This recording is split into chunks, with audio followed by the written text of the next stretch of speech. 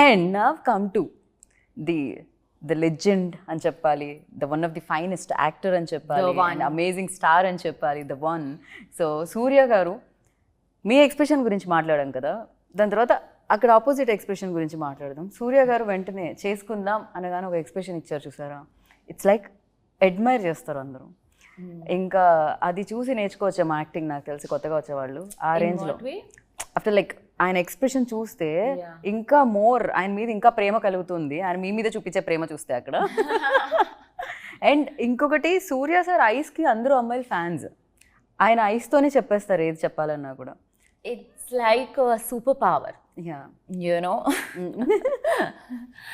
He is, తన ఐస్లో ఎంత thousands of expressions ఉన్నాయి that it is sometimes very hard, you know. But at the same time it's easier to perform because every shot lo tana oka real, he's very real in front of the camera and he's very honest and it helps you as an actor to play off that honesty.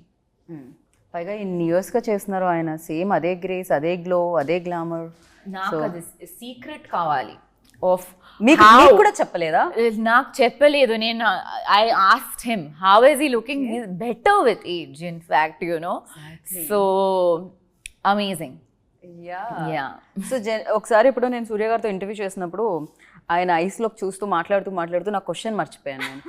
Happened actually ఇంటర్వ్యూలో, I mention that, అది చెప్పాను కూడా నేను. నా question మర్చిపోయాను నేను మిమ్మల్ని చూసి అని. ఎప్పుడైనా మీకు డైలాగ్ మర్చిపోవడం జరిగిందా? నాకు జరిగిందా సెట్లో ఏ రోజైనా? ఒక సీన్లో, బట్ ఇట్ వాజ్ బికాజ్ నేను అది సీన్లో I was living that shot honestly, అందుకే మర్చిపోయాను అది dialogue.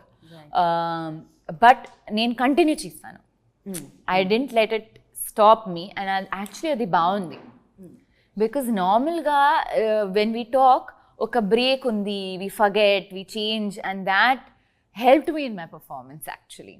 But I was very in the emotion and that is why I forgot the line. Right.